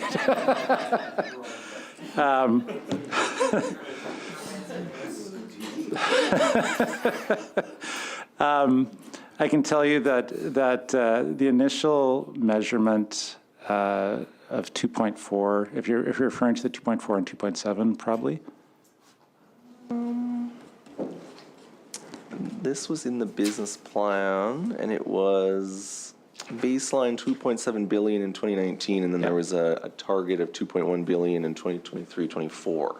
Yeah. Oh, sorry. So I can certainly speak to that. So, So our 3.6 billion is based on a 2017 figure, which is 2.4 billion. So that's where you see the 50% increase. The 2.7 billion in 2019, we were starting to see some of the growth even prior to. So the data is always lags. You know, when you're putting together a plan. So when the government put together its growth plan, the most recent figure was 2.4. So in 2019, we did reach 2.7. Obviously, the pandemic hit. Our industry got nailed, as the minister mentioned, and everyone knows. We were down in 2020, I think, to 1.3 billion and change, 1.5 or so the next year. But in 2022, I'm really happy to report that we had hit our target of 1.83 billion, I believe, by the end of the third quarter. So, so this target that you see was actually set before we had some of that data. So our target for 2022-23 was 1.83 billion. Our target for this year when we set the target was 2.1, but our projection based on the data that we do have available to us right now, is that we should hit 2.2 billion by the end of 2022. Yeah, we should hit this target quite easily this year, I would say. And obviously, we're not just content to hit the targets. We want to see substantial growth, as I mentioned, year over year. So that target is frankly a little outdated just based on when it was produced. Are there any jobs numbers that are tied to those goals? As far as a baseline, like 2.7 billion, is there, and then with the increase, are there jobs targets at the baseline and jobs targets at the 2030 projection? It's a good question. You know, we have kind of our baseline employment numbers, and these are always kind of a bit point in time numbers. And you know, Jonathan spoke to it well earlier, owing to the seasonality of what some of the businesses are, and just kind of the nature of some of the industry. But you would find a fairly direct correlation between employment numbers and overall expenditure. It wouldn't be a perfect correlation over time, but you would find a correlation that would be statistically significant as far as the job numbers. So, I mean, the objective and the reason that we had set some, pretty clear goals in the growth plan, and without getting into kind of all of the sausage making on growth plan, but there were a lot of there were a lot of options about what we could include, not include, about where to set targets, where to not. I mean, there were a lot of variables in a lot of these things, and I was responsible as minister for the growth plan overall, and the direction that I have consistently provided is that let's be aggressive. I mean, we want to put stretch targets in here. And if we don't hit them, we don't hit them. But let's try. Let's do our best to get there. We did the same thing with the last growth plan as well. And there's some targets that we've already kind of gone far in excess of within the existing document. This is one where it's going to be more of a challenge, without question. It's going to be more of a challenge, and in an industry that, this was disproportionately hit the industry during COVID, far in excess of a lot of other elements of the economy. So, we're going to continue to work, though, to hit that 3.6. That continues to be the target, and we're kind of year to year, we're going to continue to have targets to get to that point. And that's really what our team works towards, and kind of sets the parameters of how we're working every day. Yeah, of course. Yeah, I'll just add to that, because there's some good news tied to your question there. So, I mentioned we're really focused on growth, and our industry, I think, has come back as strong or almost as strong as any province in the country out of the pandemic. And just to provide some labor data related to that, in September and October of this past year, we reached 70,000 employees in the tourism and hospitality sector again in the province, which was our pre-pandemic, or very close to our pre-pandemic number. It doesn't speak completely to full-time, part-time, the nature of the work, all those types of things, right? So as a benchmark, though, it was one of those benchmarks we were really trying to achieve. As we go forward, obviously, and again, the minister spoke to it, there might not be a direct correlation, a direct, linear curve or linear growth pattern related to expenditure growth and labor growth. It really depends where that growth is, how much, what kind of GDP each person in the industry generates, and rightly, people just generate a different value based on the type of work that they do, right? So that's what we want to see is that base number growth, though, because that's strongly indicative of growth in the industry. The one other part I would add, I guess, is that we don't know that the 70,000 number was optimal prior to the pandemic. The labor shortage didn't just jump out of nowhere. It was something that has been coming demographically for a long time. It's been predicted in numerous industries, and we're seeing in numerous industries, not just in Saskatchewan, but around the world. And as we go forward, we're going to do more research and analysis on what the right number is, if you will, right? So it's great to be back where we were, but the right number might be a little bit higher than that, even to be it's sort of optimal for what our industry can achieve right now. Are there any goals around increasing from that 70,000? Not at the moment per se, but that's kind of to my point is that and the minister's point, I think, tied into growth will be labor growth.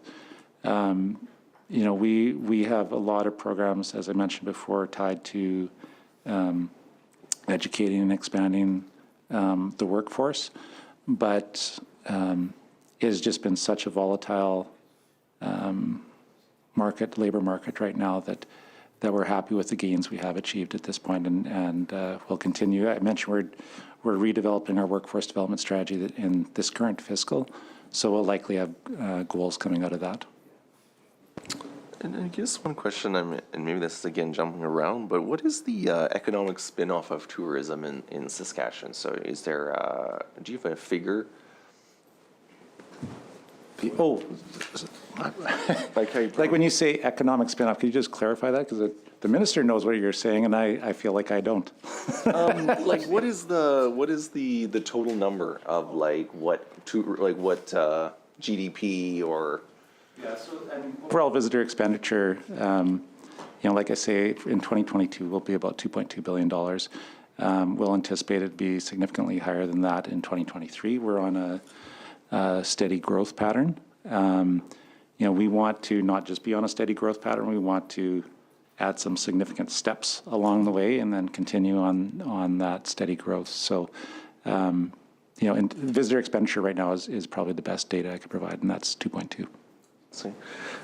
One question I had was about the baselines. Why do the baselines jump around from 2019 to 2021, 22? Is there any reason? I know when we were reviewing through this, we were just kind of skipping around and.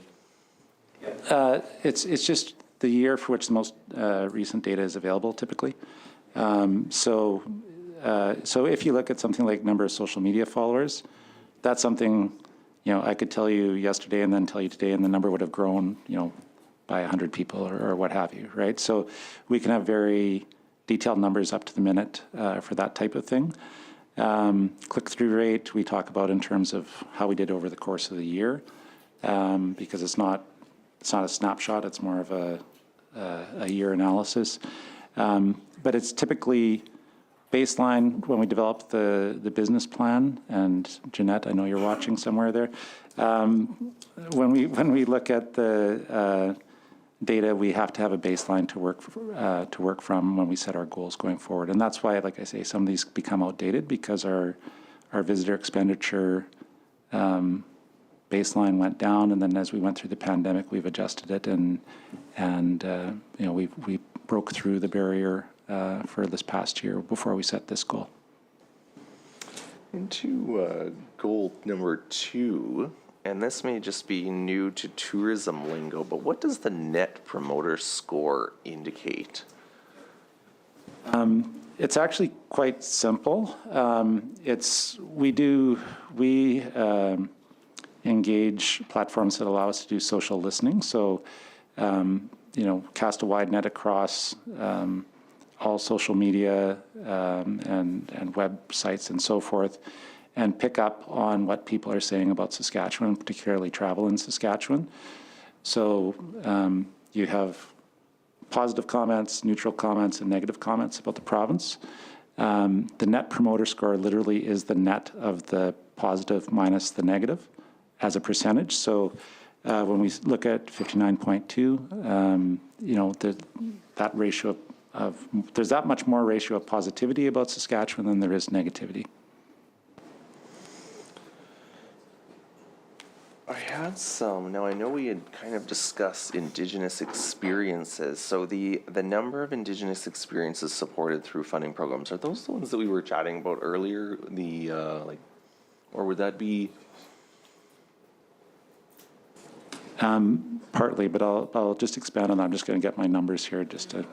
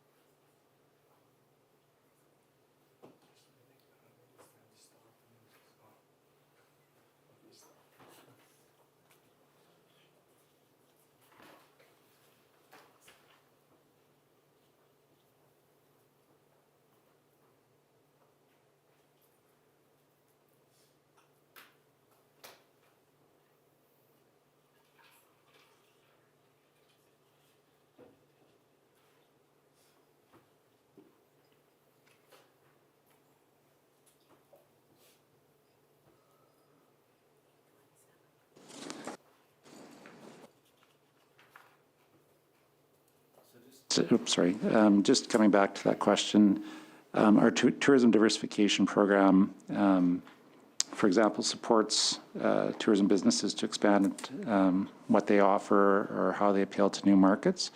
So in this past fiscal year, we had 6 businesses that received support of just under $200,000, $195,000. We also, one of the really great programs our team in Saskatoon has developed is what's called Achieving Awesome program. So it provides businesses and individuals who have never offered a tourism experience before with training to develop, market, and deliver an experience. And then we have sort of gradually more higher levels of training, I guess, as they go forward. That's a great opportunity, and frankly, when we look at development opportunities, lots of times when we work in First Nation communities or with First Nation would-be entrepreneurs, they're looking for that first step to help really nail down that idea, to figure out who their market is, to figure out what the experience that, they've got a lot of great ideas and knowledge and partnerships, but they don't quite know how to turn that into a tourism business because they've never been involved in tourism. So we have a lot of those types of projects on the go, and just a few examples. We're doing that with White Bear First Nation down in the southeast, Mosquito Grizzly Bear's Head Lean Man First Nation, or in the Battlefords area, and the West Side Indigenous Experience Association, which is up on the west side of the north. So a lot of the Métis and Indigenous communities like Isle La Crosse and Buffalo Narrows and so forth. Would you say that those these training opportunities or programs are addressing the calls to Action 7 and 92? They both kind of, when I went into those goals, it seemed like they were kind of focused around employment, which but maybe you can elaborate on the use of those goals, or. So there's 3 things that I guess I would take away from those 2 calls to action. So, like you say, employment, but also education and economic opportunity were kind of my personal 3 key takeaways. So, our destination workforce development team in Saskatoon, I've mentioned a lot of the great work they've done historically and currently on the training and education side in Indigenous communities across the province, and there's 2022-23, we had 8 programs in the Ready to Work program that were delivered. So Waterhen, Little Pine, Regina, Prince Albert, Buffalo Narrows, Mississippi, Loon Lake, and Cowessess. Those are 6-week programs, right? 16. Pardon, yeah, 16-week programs, pardon me, that we offer in those communities. So it's really intensive training. So just to give you an example on the education side, as it relates to economic development, that's really where we've emphasized or increased our focus over the last number of years. And that's when I talk about our Achieving Awesome program and so forth. There are real opportunities because I've been in this business in not at Tourism Saskatchewan, but in the tourism industry in Saskatchewan for over 25 years now, and previously worked as a private consultant. I've never seen the interest and aptitude and possibility in Indigenous tourism that I'm seeing right now, and I think as an organization we're seeing right now. So there are great people and great opportunities springing up right across the province, and we almost struggle to keep up with some of those opportunities right now, quite frankly. So that's huge for us. I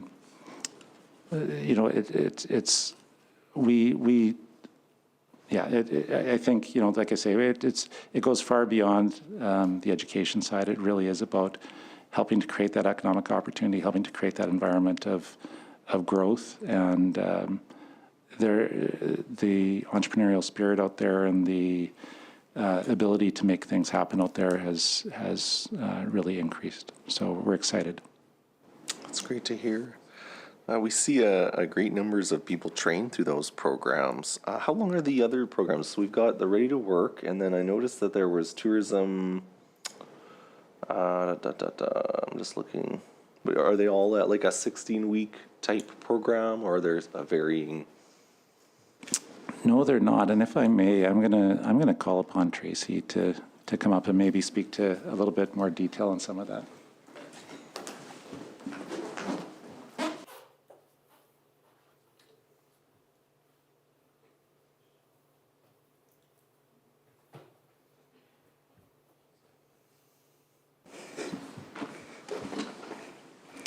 Hi, I'm Tracy Brer, the Vice President of Destination and Workforce Development. So we offer a really broad range, I guess, of training opportunities, and certainly the Ready to Work program is one of our sort of signature pieces. But we also offer a whole range of things, and I'm just going to pull my note up to make sure I get the right stuff.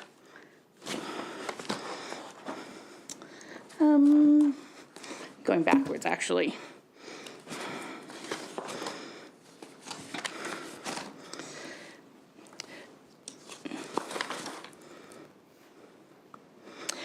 So we offer programming that is online, and we offer on and in-person training. So it depends on the audience, and it depends on the program, I think, in terms of where the best fit is and what the best kind of where we can meet needs properly. But we offer, we are the delivery partner in Saskatchewan for eMerit National Training. And the eMerit training is the certification system throughout Canada for almost 30 tourism occupations. So we offer that. And then we offer province-wide sort of training, customer service training, some professional development training. We do the online webinars, which are more business focused. So we have a focus sort of towards businesses, and then a focus towards people who are interested in working within the industry, or who are working within the industry, and who are interested in advancing their skills and, being able to progress, learn more, do more. Fantastic. Thank you so much. I'm going to jump into goal number 4.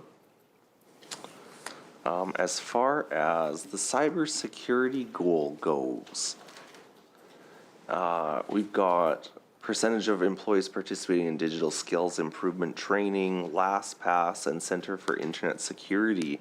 How do those numbers rank with other jurisdictions? Or, maybe I'm looking at it naively and saying LastPass, the average security is 45%. Why is that maybe so low, but maybe is that really comparable to other jurisdictions? Or If I may, if I could focus on the one that comes after that, just because LastPass is more related to passwords and so forth, but representing the organization as a whole, the Center for Internet Security CSAT score is a very interesting tool to evaluate how an organization is doing. It can be used to measure everything from IBM or Microsoft down to, perhaps an organization the size of ours or perhaps smaller. So, the amount you could spend as an organization on security is proportionate basically to your size, right? So you're not expected as a smaller organization, a $20 million organization, to have 100% or even 50% necessarily, but you should do well on certain factors.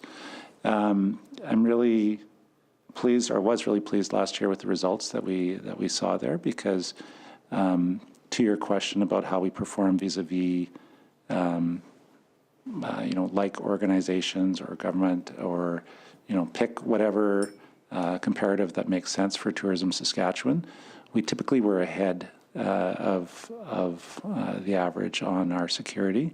We do have an in-house, what we call our e-business team or digital team, that are very focused on that issue. Certainly work with SAS Builds on some issues as well. So we've got for an organization our size, to summarize, I guess, I would say we're doing very well on cybersecurity. Obviously, it's again a very volatile risk item, right? As we all know, and we see on a regular basis. I recently had the opportunity to go through some training with Sask Public Safety Agency. It was a great eye opener as well, and it will lead to some future work for organization as well. You can't sit pat, obviously, on security issues. You have to keep trying to address new challenges, and as we go forward, we have a new platform that we'll be using across our organization for all our web properties that we just licensed in the last couple of months, which heightens our security, or will help to heighten our security in some areas as well. So it's an ongoing issue that we take very seriously, and part of the reason we made this, or a key reason we made this a strategic pillar, is just because of the obvious importance of digital, not just for our growth, but also for the security of what we do as an organization. Thank you so much. No, thank you to all of you. This has been very interesting and very enlightening. I want to say an excellent job to the team putting all this together and putting together this budget process. After going through it all, I just maybe thought I would say, are there a top 3 things that you might hope to achieve in the next couple years as they relate to tourism? And then I think that kind of sums up my questions I have for the evening. Sure. Well, I'll maybe make a few comments, but I'll maybe leave the kind of last response to you, Jonathan, as well, with regard to the look ahead. I'll offer a couple thoughts on that as well, though. But, really, we continue to recover from what has been a historically challenging time for the industry in a lot of ways. And, the way we have been continuing to work is making sure that we're listening to stakeholders, increasing resources as well, which you've seen in this budget for Tourism Saskatchewan, making sure that investments that we are making are in key areas that are going to have a significant impact for our tourism operators and businesses, largely small and medium-sized enterprises. And making sure that the investments we're making are in areas where we, really have an opportunity to make significant progress. So, I think we've had the chance to actually talk about a number of those different elements. But, I will leave it to Jonathan to kind of maybe flesh that out a little bit. But just kind of looking at my watch here, whether I maybe will make kind of my final comments before as well. But I just want to say thank you. Very good questions from the opposition. I appreciate it. Very good discussion here tonight. I think that really canvassed a lot of issues. Want to thank colleagues on the government side as well for their interest. I know they are interested in this, and this is something I hear from my colleagues about all the time. And it's a hugely significant part of our economy.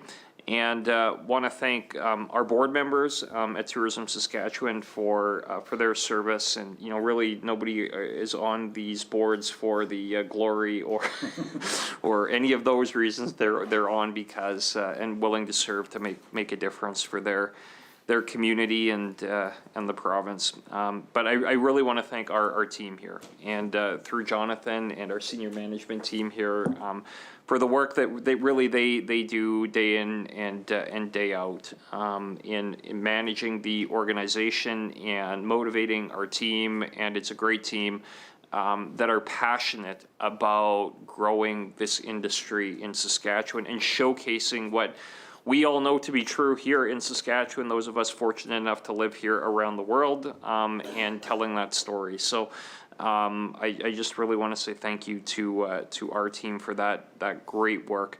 But Jonathan, I shall turn it to you, though, maybe for the last words. Thank you, Minister. Yeah, and I would echo your words of appreciation. Thank you. You had great questions this evening, and you kept me hopping through my binder, which I think is the point.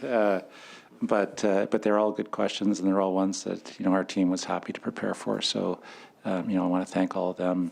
Like you said, we have a fantastic board, which keeps us in line and constantly challenges us to move forward as well.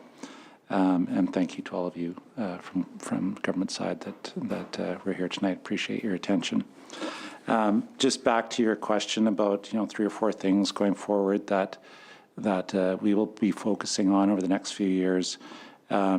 Like I said, we're at a really exciting time as we look at our niche market development. We've started some work.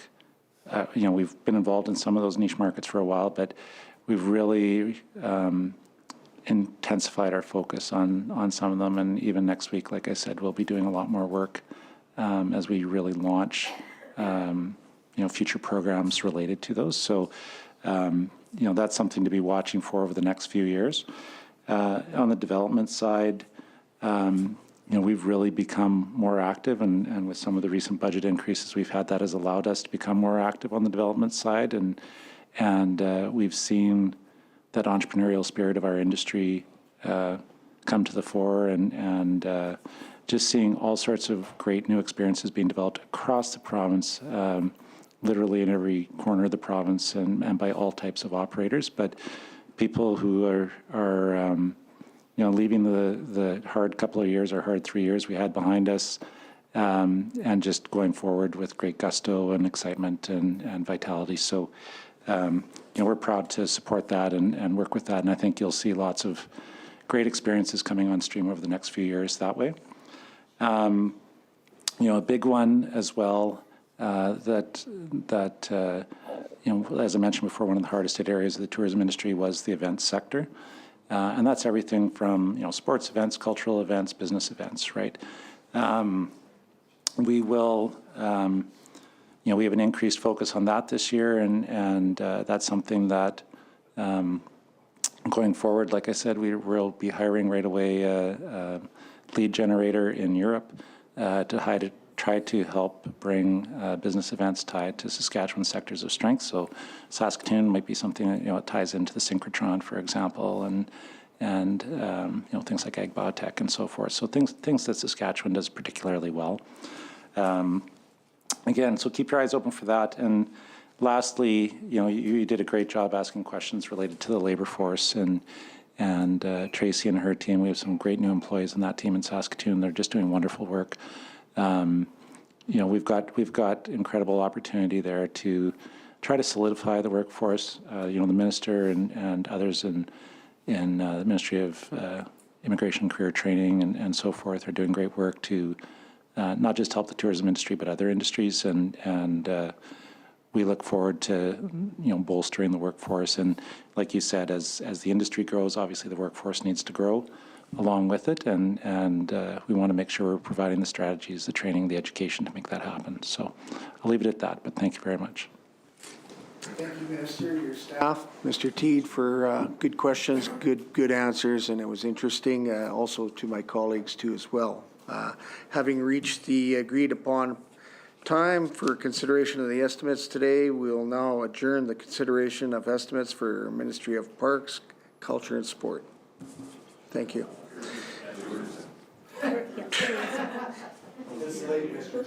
No, I got the wrong note. Sorry, I got the wrong note.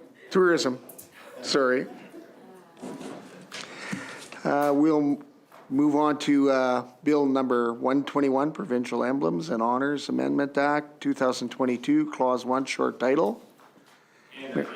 Mr. Chair, if we could, this being a executive council item, we have officials from the protocol office who are going to be joining shortly. Take a 2-minute break to move people in and out. Sorry. Yeah.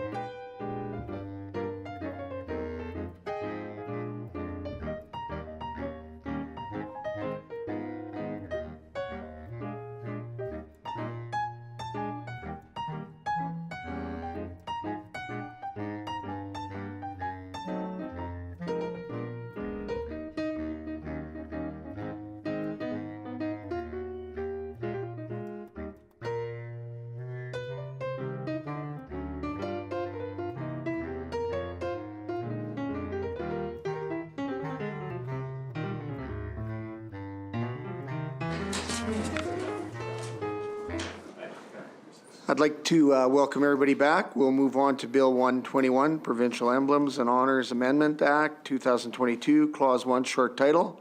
Minister Harrison, you may make your opening comments and introduce your officials. I just have very, very short opening comments, and just for the committee's information, this obviously being an executive council bill, but I am representing executive council as government house leader here. So, we're happy to take questions at the end, but I want to thank Jason and Ashley for being here. Sorry, Ashley Metz, our Deputy Minister of InterGov, and Jason Colliam, our Chief of Protocol. I think most members know that, but for those who are watching on television, whoever the dozen of those folks may be, they now know. I just want to say that as well, basically just thanks for everybody being here tonight, though, because we scheduled this in late. This bill seeks to add the Queen Elizabeth II Platinum Jubilee Medal to the 4 other provincial honors: the Saskatchewan Order of Merit, the Saskatchewan Volunteer Medal, the Saskatchewan Protective Services Medal, and the Saskatchewan Centennial Medal. The Platinum Jubilee Medal was created to recognize Her late Majesty's unprecedented 70 years on the throne, and continued as a tribute to her following her sad passing in September of 2022. Though the medal program itself is drawing to a close, this bill will codify the program and provide for its future administration. It also simplifies the process of creating provincial medals by allowing the Lieutenant Governor and Council to approve honors that may be considered into the future. Most of us in this room have been a part of the medal ceremonies and seen the pride and joy of the recipients. It is the largest medal program in our province's history and will become a permanent reminder of not only Her late Majesty's service as Queen of Canada, but also for the works, both large and small, done across the province by those who have earned the medal. And we are prepared to take any questions. Before we do so, I do want to really thank all of our staff through Jason in Protocol, who have done such a great job in working with members and putting on just some very, very nice moving ceremonies over the course of the last number of months. Happy to take questions. Thank you, Minister, for the introductions. I'll open it up for questions. Mr. Teed. Thank you. Yeah, I want to echo the sentiments of appreciation to all involved in the Queen's Jubilee Medal program. I mean, even up to today, we were engaging about it.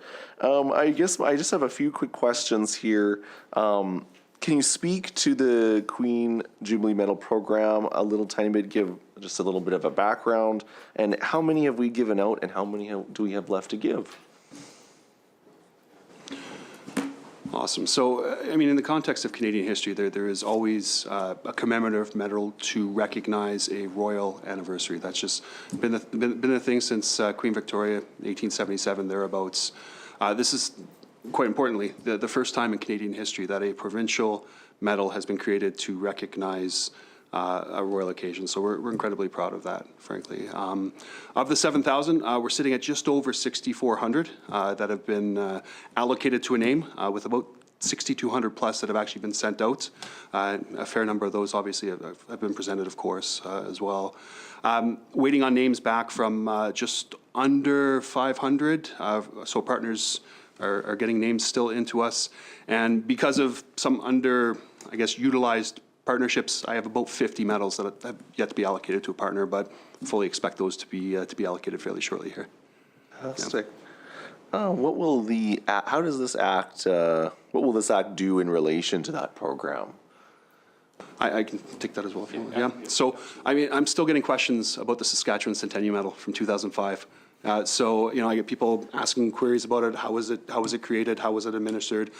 This essentially codifies the program, so it puts into place everything that we've done for the last 8 or 9 months, but also allows us to create rules around, once it's sunset, we can't give out any more medals, things along those lines. Just frankly, the basic background administration that the Protocol Office does for honors and awards. Well, does the government have any future plans for specific medal programs in the works, for the future amendments will these amendments assist in that? Well, I can probably take the policy element of the question. Jason can maybe speak to the details or some of the specifics of this program, but I mean, the short answer is, you know, I think we would probably be looking at a coordination. I'm not sure. I don't know that to be the case. I'd actually defer to you, Jason. I should ask you this question before we sat down for this, but whether that has been a practice historically. But I would say that the government has made no decisions about any further or future medals. And I can, yeah, just add on to that. Yeah, you know, historically, we would see a federal coronation medal, and frankly, we're just waiting to hear from the federal government before we make any decisions, I think, or before I make any recommendations further, yeah. Thank you so much. That's all the questions that I have for today. Seeing no more questions, we will proceed to vote on the clauses. Clause 1, short title, is that agreed? Carried. Clause 2, is that agreed? Carried. Clause 3, is that agreed? Carried. Clause 4, is that agreed? Carried. Clause 5, is that agreed? Carried. Clause 6, is that agreed? Carried. Clause 7, is that agreed? Carried. Clause 8, is that agreed? Carried. Clause 9, is that agreed? Carried. Clause 10, is that agreed? Carried. Clause 11, coming into force, is that agreed? Carried.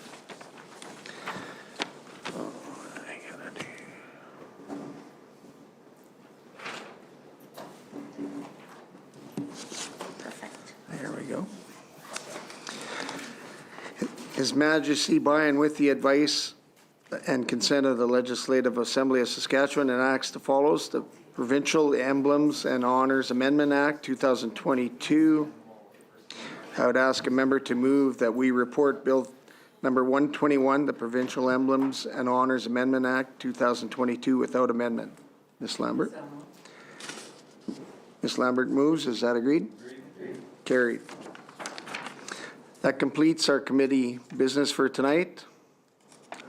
Minister, do you have any closing comments? I just thank officials for being here tonight and good questions. Mr. T, do you have? No. Sentiments of Thank you. thanks. I too would like to thank the committee members and the minister and his help, and also the staff too as well. I'd ask a member to move a motion of adjournment. Mr. Rottenbright has moved. Is that agreed? Carried. The committee stands adjourned until Tuesday, April 25th, 2023 at 3:30. Thank you, Mr. Chair.